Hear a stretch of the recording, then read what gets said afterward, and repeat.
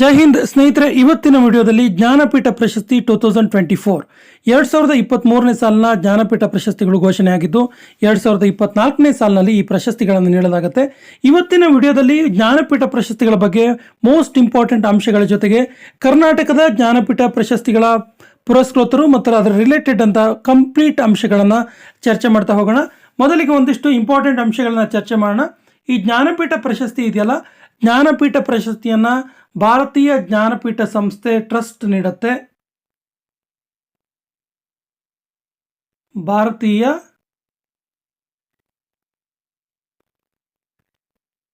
ಜ್ಞಾನಪೀಠ ಸಂಸ್ಥೆ ಇದೆಯಲ್ಲ, ಈ ಒಂದು ಪ್ರಶಸ್ತಿಯನ್ನು ನೀಡುತ್ತೆ. ಭಾರತೀಯ ಜ್ಞಾನಪೀಠ ಸಂಸ್ಥೆ ಸಾಹಿತ್ಯದಲ್ಲಿ ಉತ್ಕೃಷ್ಟ ಸಾಧನೆ ಮಾಡಿದವರಿಗೆ ಈ ಪ್ರಶಸ್ತಿಯನ್ನು ನೀಡಲಾಗುತ್ತೆ.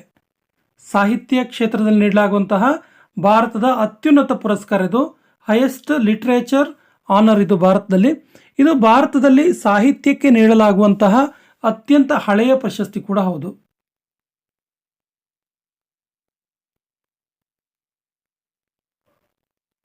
ಭಾರತದಲ್ಲಿ ಸಾಹಿತ್ಯಕ್ಕೆ ನೀಡಲಾಗುವಂತಹ ಅತ್ಯಂತ ಹಳೆಯ ಪ್ರಶಸ್ತಿ ಇದು ಜ್ಞಾನಪೀಠ ಪ್ರಶಸ್ತಿ.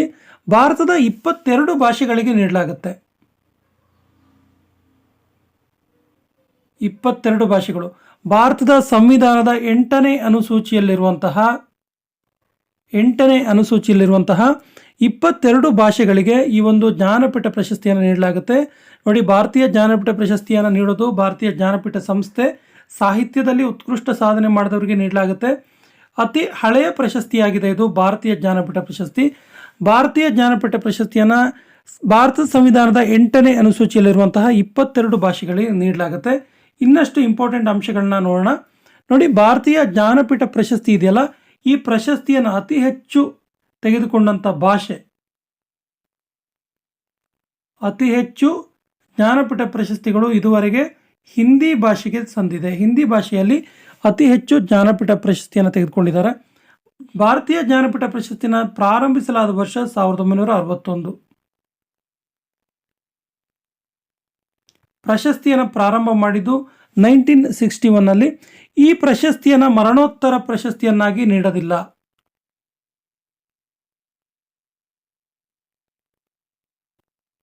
ಮರಣೋತ್ತರ ನೀಡುವುದಿಲ್ಲ. ನೋಡಿ, ಭಾರತ ರತ್ನ ಪ್ರಶಸ್ತಿಯಂತಹ ಕೆಲವೊಂದು ಉತ್ಕೃಷ್ಟ ಪ್ರಶಸ್ತಿಗಳನ್ನು ಕೂಡ ಮರಣೋತ್ತರ ಪ್ರಶಸ್ತಿಯನ್ನಾಗಿ ನೀಡಲಾಗುತ್ತೆ. ಬಟ್ ಭಾರತೀಯ ಜ್ಞಾನಪೀಠ ಪ್ರಶಸ್ತಿಯನ್ನು ಮರಣೋತ್ತರವಾಗಿ ನೀಡಲಾಗೋದಿಲ್ಲ. ಭಾರತೀಯ ಜ್ಞಾನಪೀಠ ಪ್ರಶಸ್ತಿಯ ಜೊತೆಗೆ 11 ಲಕ್ಷ ರೂಪಾಯಿಯನ್ನು ನೀಡಲಾಗುತ್ತೆ. ಇದರ ಬಗ್ಗೆ ಮತ್ತೆ ನಾವು ಡಿಸ್ಕಸ್ ಮಾಡೋಣ. 11 ಲಕ್ಷ ರೂಪಾಯಿ ಮತ್ತು ವಾಗ್ದೇವಿಯ ಮೂರ್ತಿ, ಕಂಚಿನ ವಾಗ್ದೇವಿ ಮೂರ್ತಿಯನ್ನು ನೀಡಲಾಗುತ್ತೆ. Very very important. Bharatiya Jnanpith ಪ್ರಶಸ್ತಿಯ ಜೊತೆಗೆ ನೀಡಲಾಗುವ ಮೂರ್ತಿ ಯಾವುದು ಕೇಳಿದ್ರೆ ವಾಗ್ದೇವಿ ಅಂತೇಳಿ ಗೊತ್ತಿರಲಿ. ಇನ್ನು ಭಾರತೀಯ ಜ್ಞಾನಪೀಠ ಪ್ರಶಸ್ತಿಯನ್ನು ಇದರ ಪ್ರತಿಷ್ಠಾನದ ಪ್ರಸ್ತುತ ಅಧ್ಯಕ್ಷರು, ಭಾರತೀಯ ಜ್ಞಾನಪೀಠ ಪ್ರಶಸ್ತಿ ಏನು ಟ್ರಸ್ಟ್ ಇದೆಯಲ್ಲ, ಇದರ ಪ್ರಸ್ತುತ ಅಧ್ಯಕ್ಷರು ಪ್ರತಿಭಾ ರಾಯ್ ಅಂತೇಳಿ. ಪ್ರತಿಭಾ ರಾಯ್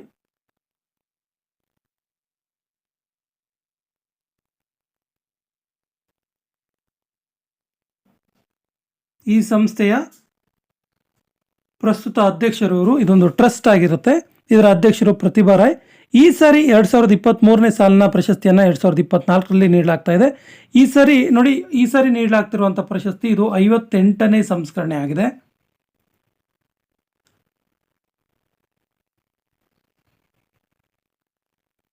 ಹಾಗಾದರೆ 57ನೇ ಜ್ಞಾನಪೀಠ ಪ್ರಶಸ್ತಿ ಯಾರಿಗೆ ಸಿಕ್ಕಿತ್ತು ಕೇಳಿದ್ರೆ ದಾಮೋದರ ಮೌಜು ಅವರಿಗೆ ಸಿಕ್ಕಿತ್ತು.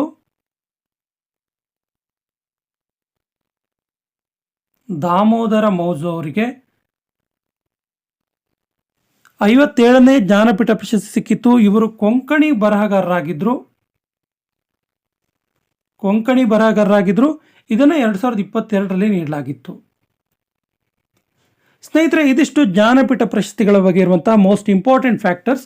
ಈಗ ಪ್ರಮುಖ ಪ್ರಶ್ನೋತ್ತರಗಳನ್ನು, ಈ ವರ್ಷದ ಒಂದು ಜ್ಞಾನಪೀಠ ಪ್ರಶಸ್ತಿಗೆ ಸಂಬಂಧಪಟ್ಟಂಥ ಪ್ರಮುಖ ಪ್ರಶ್ನೋತ್ತರಗಳನ್ನು ಚರ್ಚೆ ಮಾಡ್ತಾ ಹೋಗೋಣ. ಮೊದಲ ಪ್ರಶ್ನೆ ಈ ರೀತಿ ಇದೆ: ಜ್ಞಾನಪೀಠ ಪ್ರಶಸ್ತಿಯನ್ನು ಯಾವ ಕ್ಷೇತ್ರದಲ್ಲಿ ಉತ್ಕೃಷ್ಟ ಸಾಧನೆ ಮಾಡಿದವರಿಗೆ ನೀಡಲಾಗುತ್ತೆ? ಸರಿಯಾದ ಉತ್ತರ ಆಪ್ಷನ್ ಎ, ಸಾಹಿತ್ಯ ಕ್ಷೇತ್ರದಲ್ಲಿ. ಸಾಹಿತ್ಯ ಕ್ಷೇತ್ರದಲ್ಲಿ ಉತ್ಕೃಷ್ಟ ಸಾಧನೆ ಮಾಡಿರುವಂತಹ ಭಾರತೀಯ 22 ಭಾಷೆಗಳು ಪ್ಲಸ್ ಒಂದು ಭಾಷೆಯನ್ನು ಸೇರಿಕೊಂಡಂತೆ 23 ಭಾಷೆಗಳಿಗೆ ಈ ಒಂದು ಜ್ಞಾನಪೀಠ ಪ್ರಶಸ್ತಿಯನ್ನು ನೀಡಲಾಗುತ್ತೆ ಸಾಹಿತ್ಯ ವಿಭಾಗಕ್ಕೆ. ಜ್ಞಾನಪೀಠ ಪ್ರಶಸ್ತಿಯನ್ನು ಪ್ರಾರಂಭ ಮಾಡಿದ ಸ್ಥಾಪನಾ ವರ್ಷ ಯಾವುದು? ಸ್ಥಾಪನಾ ವರ್ಷ ಯಾವುದು ಕೇಳಿದ್ರೆ ಸರಿಯಾದ ಉತ್ತರ 1961. Option C is the right answer. 58ನೇ ಜ್ಞಾನಪೀಠ ಪ್ರಶಸ್ತಿಗೆ ಭಾಜನರಾದವರು ಯಾರು? ಏನು 2024ರಲ್ಲಿ ಕೊಡಲಾಗ್ತಿದೆಯಲ್ಲ, ಈ ವರ್ಷದ ಜ್ಞಾನಪೀಠ ಪ್ರಶಸ್ತಿಗೆ ಭಾಜನರಾದವರು ಯಾರು ಅಂತ ಕೇಳಿದ್ದಾರೆ. ಸರಿಯಾದ ಉತ್ತರ ಆಪ್ಷನ್ ಸಿ, ಮೇಲಿನ ಇಬ್ಬರು ಕೂಡ. ಗುಲ್ಜಾರ್ ಮತ್ತು ಜಗದ್ಗುರು ರಾಮಭದ್ರಾಚಾರ್ಯ ಇವರಿಗೆ, ಗುಲ್ಜಾರ್ ಮತ್ತು ಜಗದ್ಗುರು ರಾಮಭದ್ರಾಚಾರ್ಯ ಈ ಇಬ್ಬರಿಗೂ ಕೂಡ 58ನೇ ಜ್ಞಾನಪೀಠ ಪ್ರಶಸ್ತಿಯನ್ನು ನೀಡಲಾಗ್ತಾ ಇದೆ. ಸೊ ಗುಲ್ಜಾರ್ ಇದಾರಲ್ಲ, ಗುಲ್ಜಾರ್ ಅವರು ಬೇಸಿಕಲಿ ಉರ್ದು ಕವಿಯವರು. ಹಾಗೆಯೇ ರಾಮಭದ್ರಾಚಾರ್ಯ ಇದಾರಲ್ಲ, ಇವರು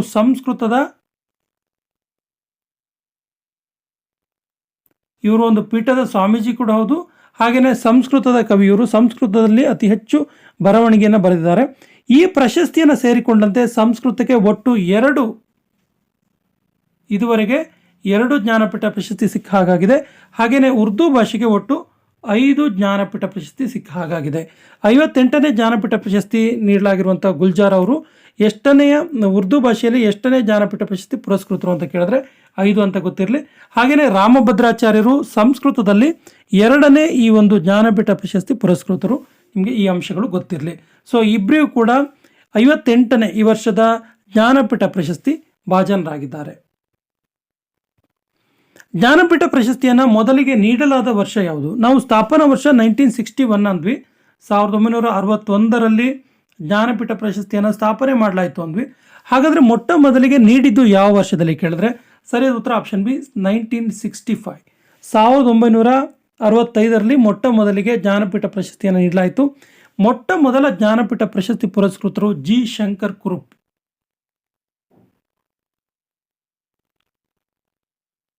ಜಿ ಶಂಕರ್ ಕುರುಪ್ ಇವರು ಮೊಟ್ಟ ಮೊದಲ ಜ್ಞಾನಪೀಠ ಪ್ರಶಸ್ತಿ ಪುರಸ್ಕೃತರು. ಇವರು ಮಲಯಾಳಂ ಭಾಷೆಯ ಕವಿ. ಸೊ ಪ್ರಶ್ನೆ ಈ ರೀತಿನೂ ಕೇಳ್ಬೋದು, ಭಾರತದ ಯಾವ ಭಾಷೆಗೆ ಮೊಟ್ಟ ಮೊದಲ ಜ್ಞಾನಪೀಠ ಪ್ರಶಸ್ತಿ ಸಿಕ್ತು ಅಂತ ಕೇಳಿದ್ರೆ ಮಲಯಾಳಂ ಭಾಷೆ ಅನ್ನೋದು ಗೊತ್ತಿರಲಿ. 1965ಅಲ್ಲಿ ಈ ಪ್ರಶಸ್ತಿಯನ್ನು ಜಿ ಶಂಕರ್ ಕುರುಪ್ ಅವರು ಪಡ್ಕೊಂಡ್ರು. ಸ್ನೇಹಿತರಿಗೆ ಕನ್ನಡಕ್ಕೆ ಸಂಬಂಧಪಟ್ಟಂಥ ಮೋಸ್ಟ್ ಇಂಪಾರ್ಟೆಂಟ್ ಜ್ಞಾನಪೀಠ ಅವಾರ್ಡೀಸ್ ಮತ್ತು ಜ್ಞಾನಪೀಠ ಪ್ರಶಸ್ತಿಗಳ ಬಗ್ಗೆ ತಿಳ್ಕೊಳ್ತಾ ಹೋಗೋಣ. ಸೊ ಕನ್ನಡದ ಮೊದಲ ಜ್ಞಾನಪೀಠ ಪ್ರಶಸ್ತಿ ವಿಜೇತರು ಯಾರು? ಸರಿಯಾದ ಉತ್ತರ ಆಪ್ಷನ್ ಎ, ಕುವೆಂಪು. ಕುವೆಂಪು ಅವರ ಶ್ರೀ ರಾಮಾಯಣ ದರ್ಶನಂ.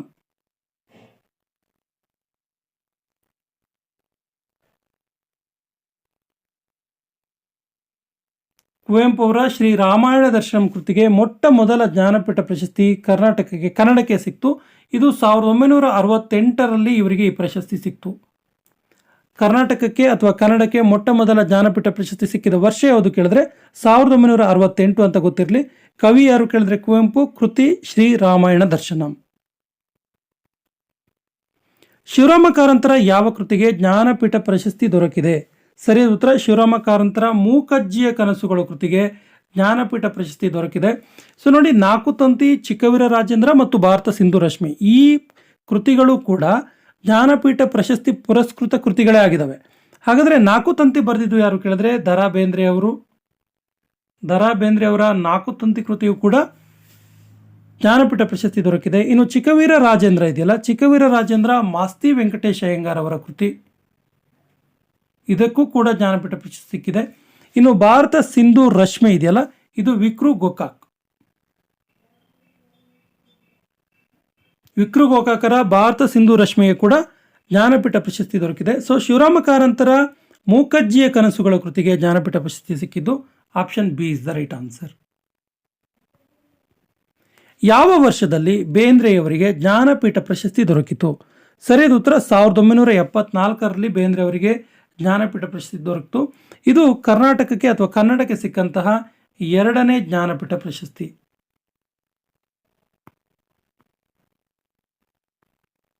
ಸೊ ಬೇಂದ್ರೆಯವರ 4 ತಂತಿ ಎನ್ನುವಂತಹ ಕವನ ಸಂಕಲನಕ್ಕೆ ಈ ಒಂದು ಪ್ರಶಸ್ತಿ ಸಿಕ್ತು. ಬೇಂದ್ರೆಯವರ 4 ತಂತಿ ಎನ್ನುವಂತಹ ಒಂದು ಕೃತಿ ಕವನ ಸಂಕಲನಕ್ಕೆ.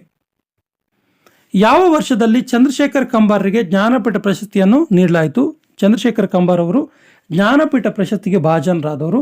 ತುಂಬ ಇಂಪಾರ್ಟೆಂಟ್ ಇದೆ ಇದು ಪ್ರಶ್ನೆ, ಯಾಕಂದರೆ 2010ರಲ್ಲಿ ಚಂದ್ರಶೇಖರ್ ಕಂಬಾರ್ ಅವರಿಗೆ ಜ್ಞಾನಪೀಠ ಪ್ರಶಸ್ತಿಯನ್ನು ನೀಡಲಾಯಿತು.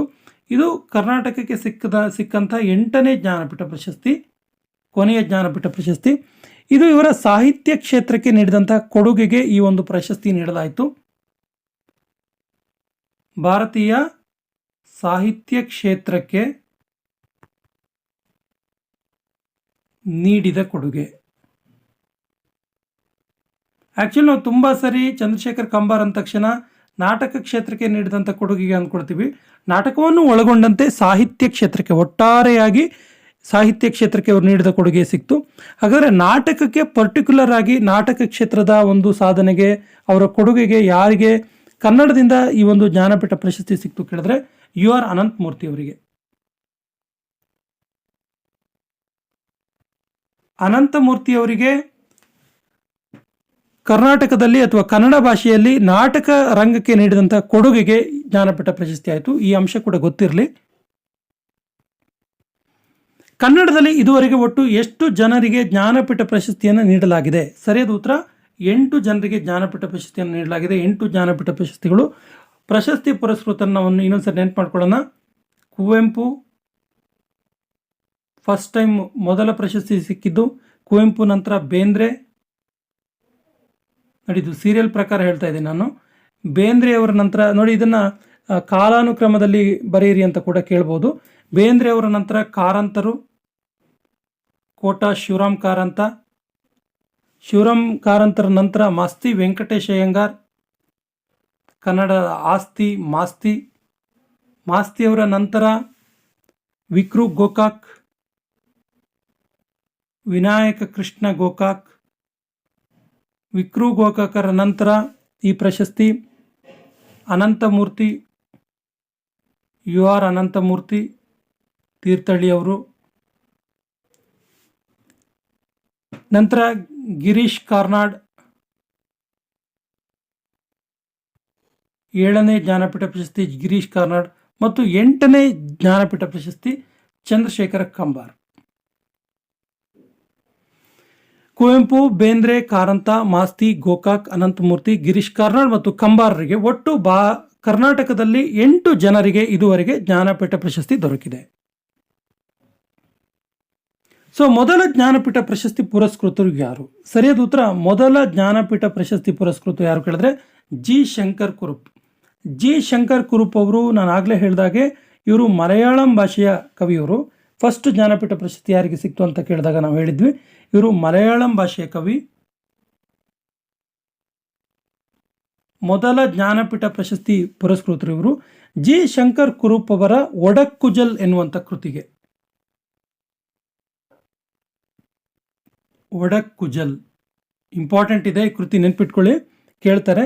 ಮೊಟ್ಟ ಮೊದಲ ಜ್ಞಾನಪೀಠ ಪ್ರಶಸ್ತಿ ಪುರಸ್ಕೃತ ಜಿ ಶಂಕರ್ ಅವರ ಕೃತಿ ಯಾವುದು ಕೇಳಿದ್ರೆ ಒಡಕ್ಕುಜಲ್ ಅಂತ ಗೊತ್ತಿರಲಿ.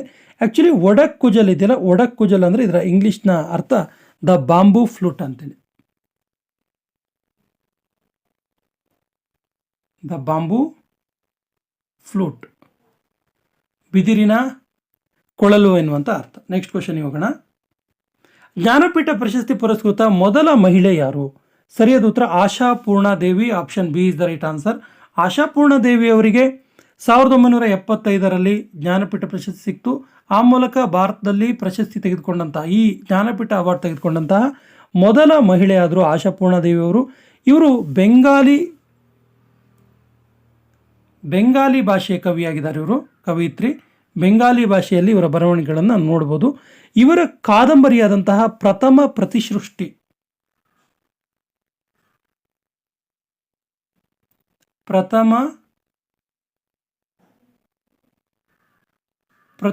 ಇದೊಂದು ನಾವೆಲ್, ಇದು ಕಾದಂಬರಿ.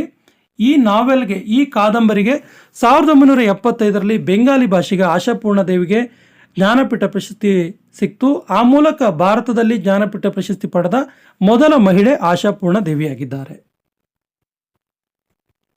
ಹಿಂದಿ ಭಾಷೆಗೆ ಮೊದಲ ಜ್ಞಾನಪೀಠ ಪ್ರಶಸ್ತಿ ಯಾರಿಗೆ ದೊರೆತು? ನೋಡಿ, ಭಾರತದ ರಾಷ್ಟ್ರೀಯ ಭಾಷೆ ಆಗಿರುವಂಥ ಹಿಂದಿ ಭಾಷೆಗೆ ಮೊಟ್ಟ ಮೊದಲಿಗೆ ಜ್ಞಾನಪೀಠ ಪ್ರಶಸ್ತಿಗೆ ಯಾರಿಗೆ ಸಿಕ್ತು ಕೇಳಿದರೆ ಸರಿಯಾದ ಉತ್ತರ ಸುಮಿತ್ರಾ ನಂದನ್ ಪಂತ್. ಸುಮಿತ್ರಾ ನಂದನ್ ಪಂತ್ ಅವರಿಗೆ ಹಿಂದಿ ಭಾಷೆಗೆ ಸಿಕ್ಕಂಥ ಮೊದಲ ಜ್ಞಾನಪೀಠ ಪ್ರಶಸ್ತಿ 1968ರಲ್ಲಿ ಸಿಕ್ತು. ಇವರ ಕೃತಿ ನೆನ್ಪಿಟ್ಕೊಳ್ಳಿ, ಚಿದಂಬರ. ಚಿದಂಬರ ಎನ್ನುವಂಥ ಕೃತಿಗೆ ಸಿಕ್ತು.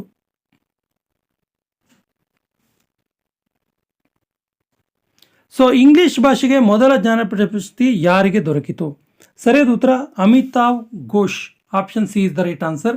ಮೊಟ್ಟ ಮೊದಲ ಜ್ಞಾನಪೀಠ ಪ್ರಶಸ್ತಿ ಇಂಗ್ಲಿಷ್ ಭಾಷೆಗೆ ಸಿಕ್ಕಿದ್ದು ಅಮಿತಾವ್ ಘೋಷ್ ಅವರಿಗೆ 2018ರಲ್ಲಿ ಈ ಒಂದು ಪ್ರಶಸ್ತಿ ಸಿಕ್ತು. ನೆಕ್ಸ್ಟ್ ಕ್ವಶನ್, ಪ್ರತಿಷ್ಠಿತ ಜ್ಞಾನಪೀಠ ಪ್ರಶಸ್ತಿಯನ್ನು ಎಷ್ಟು ಭಾಷೆಗಳಿಗೆ ನೀಡಲಾಗುತ್ತೆ? ನಾವು ಆಗ ಹೇಳಿದ್ವಿ 22 ಭಾಷೆಗಳಿಗೆ. ಭಾರತದ ಸಂವಿಧಾನದಲ್ಲಿರುವಂತಹ 8ನೇ ಅನುಸೂಚಿಯಲ್ಲಿರುವಂಥ 22 ಭಾಷೆಗಳಿಗೆ, ಭಾರತೀಯ ಭಾಷೆಗಳನ್ನು ನೀಡಲಾಗುತ್ತೆ. ಹಾಗಾದರೆ ಒಟ್ಟು ಎಷ್ಟು ಭಾಷೆಗಳಿಗೆ ನೀಡಲಾಗುತ್ತೆ ಕೇಳಿದ್ರೆ 23 ಭಾಷೆಗಳಿಗೆ. ಗೊತ್ತಿರಲಿ ನಿಮಗೆ, 23 ಇದು 23 ಆಗಬೇಕು. 23 ಭಾಷೆಗಳಿಗೆ ನೀಡಲಾಗುತ್ತೆ. ಹಾಗಾದರೆ 22 ಭಾರತೀಯ ಭಾಷೆಗಳು ಪ್ಲಸ್ ನಾನು ಆಗಲೇ ಹೇಳಿದಾಗೆ ಒಂದು ಇಂಗ್ಲಿಷ್ ಭಾಷೆಯನ್ನು ಒಳಗೊಂಡಂತೆ ಒಟ್ಟು 23 ಭಾಷೆಗಳಿಗೆ ಜ್ಞಾನಪೀಠ ಪ್ರಶಸ್ತಿಯನ್ನು ನೀಡಲಾಗುತ್ತೆ. Option D is the right answer. ಸ್ನೇಹಿತರೆ, ಕೊನೆಯ ಪ್ರಶ್ನೆ ಇರ್ತಿದೆ, ಜ್ಞಾನಪೀಠ ಪ್ರಶಸ್ತಿಯನ್ನು ನೀಡುವವರು ಯಾರು? ಆಗಲೇ ನಾವು ಇದನ್ನ ಡಿಸ್ಕಸ್ ಮಾಡಿದ್ದೀವಿ. ಆಪ್ಷನ್ಸ್ ಈ ರೀತಿ ಇದೆ: ರಾಷ್ಟ್ರಪತಿಗಳು, ಸಾಹಿತ್ಯ ಅಕಾಡೆಮಿ, ಭಾರತೀಯ ಜ್ಞಾನಪೀಠ ಸಂಸ್ಥೆ, ಕೇಂದ್ರ ಸಾಹಿತ್ಯ ಅಕಾಡೆಮಿ. ಸೊ ಭಾರತೀಯ ಜ್ಞಾನಪೀಠ ಪ್ರಶಸ್ತಿಯನ್ನು ನೀಡುವವರು ಯಾರು ಎನ್ನುವಂಥ ಉತ್ತರವನ್ನು ಕಮೆಂಟ್ ಬಾಕ್ಸಲ್ಲಿ ಕಮೆಂಟ್ ಮಾಡಿ. ಸ್ನೇಹಿತರೆ, ಪೊಲೀಸ್ ಕಾನ್ಸ್ಟೇಬಲ್ ಎಕ್ಸಾಮಿಗಂತ ಒಂದು ಸ್ಪೆಷಲ್ ಪ್ಲೇಲಿಸ್ಟನ್ನು ಕಮೆಂಟ್ ಬಾಕ್ಸಲ್ಲಿ ಹಾಕಿರ್ತೀವಿ. ಆ ಎಲ್ಲ ವಿಡಿಯೋಗಳ ಸದುಪಯೋಗ ಮಾಡ್ಕೊಳ್ಳಿ ಮತ್ತು ನಮ್ಮ ಚಾನಲ್ ಫಸ್ಟ್ ಟೈಮ್ ನೋಡ್ತಾ ಇದ್ರೆ ಸಬ್ಸ್ಕ್ರೈಬ್ ಆಗಿ ಅಂತ ಹೇಳ್ತಾ ಇವತ್ತಿನ ಸೆಷನ್ ಕಂಪ್ಲೀಟ್ ಮಾಡ್ತಾ ಇದ್ದೀವಿ. ಜೈ ಹಿಂದ್.